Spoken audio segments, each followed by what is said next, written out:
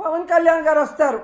ఇది TTD chairman, additional EO గారు, SP గారు తప్పని ఆయన చెప్తాడు. బిఆర్ నాయుడు గారు వచ్చి చైర్మన్ గారు నేను ఆల్రెడీ ఎస్పీకి చెప్పేలా జరుగుతుందని, ఆయన చేయలేదు అంటాడు. అంటే మీ ప్రభుత్వంలో మీరు పెట్టుకున్న వాళ్ళ వల్ల జరిగింది తప్పని మీరు ఒప్పుకున్నారు కదా అందరూ. మరి ఎందుకు 3 రోజులు అవుతున్నా ఎవరి పేరు ఎఫ్ఐఆర్లో ఎక్కట్లేదు? ఎందుకు ఎవరిని కూడా అరెస్ట్ చేసి లోపల పెట్టలేదని నేను అడుగుతున్నాను. అసలు పవన్ కళ్యాణ్ గారు ఏం మాట్లాడుతున్నారో ప్రజలకి కన్ఫ్యూజ్ అయిపోతున్నారు. పిఠాపురానికి వెళ్ళాడు నిన్న. నేను క్షమాపణ చెప్పాను, మీరెందుకు చెప్పను అని అడుగుతాడు. అప్పుడెప్పుడో అమ్మాయిల రేపులు జరిగినప్పుడు గమనించాను, బెత్తం దెబ్బలతో సరిచేద్దామంటాడు. ఇప్పుడు మనుషుల్ని చంపేసి క్షమాపణలతో సరిచేద్దామంటాడు. క్షమాపణలు కాదు, తప్పు చేసిన వాళ్ళకి శిక్ష పడాలి. ఆ తప్పు రిపీట్ కాకుండా చూసుకోవాల్సిన బాధ్యత నీకుంది. ఎందుకంటే ఈరోజు ప్రభుత్వంలో నువ్వు ఉన్నావు, డిప్యూటీ సీఎంగా నువ్వు ఉన్నావు. ఉండి కూడా క్షమాపణలు బెత్తం దెబ్బలు అంటావు. మొన్న ఈ మధ్య కడపకు వచ్చినప్పుడేమో ఎవడు తప్పు చేసినా నేను ఒప్పుకోను, తాట తీస్తా, తోలు తీస్తా, అంతు చూస్తా అని మాట్లాడావు. మరి తప్పు చేసిన వాళ్ళు ఈరోజు చైర్మన్, అడిషనల్ ఈఓ ఎస్పీ అని నువ్వే చెప్తున్నావు కదా. మరి ఎందుకు వాళ్ళ తోలు తీయట్లేదు, వాళ్ళ అంతు చూడట్లేదు, వాళ్ళ తాట తీయట్లేదు?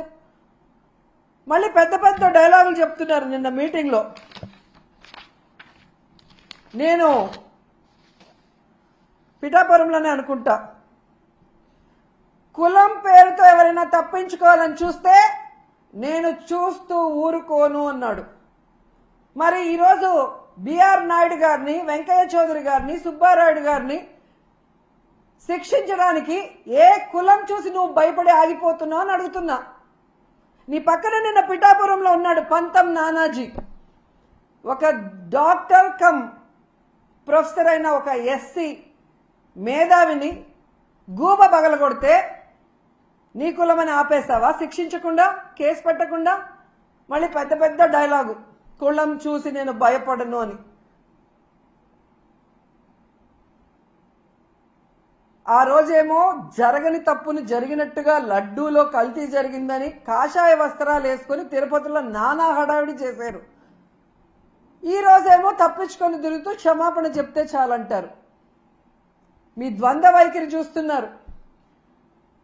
ఏదైతే తెలంగాణలో సంధ్యా థియేటర్లో తొక్కిసలాటలో ఒక్కరు చనిపోతే 14 మంది సినిమా హీరోతో సహా థియేటర్ యాజమాన్యం వరకు 14 మంది మీద కేసులు, క్రిమినల్ కేసులు ఫైల్ చేశారో, ఈరోజు చంద్రబాబు నాయుడు అవసరం లేకపోయినా కుప్పంలో మీటింగ్ పెట్టుకుని అఫీషియల్స్ తిప్పుకొని ఇక్కడ 6 మంది ప్రాణాలు తీసి 60 మంది గాయాలకు కారణమైనందుకు ఆయనతో సహా టీటీడీ పాలకవర్గంతో సహా ఎస్పీతో సహా అందరి మీద క్రిమినల్ కేసులు నమోదు చేయాలని డిమాండ్ చేస్తున్నాం. ఈ దేశంలో ఉన్న అన్ని న్యాయస్థానాలని కోరుతున్నాం.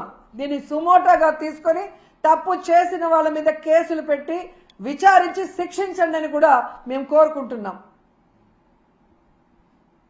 ఎంత బాధాకరం అంటే, నా చిన్నప్పటి నుంచి చూస్తున్నాను, కొండ మీద ఇంత తక్కువ జనం ఎప్పుడూ లేరు.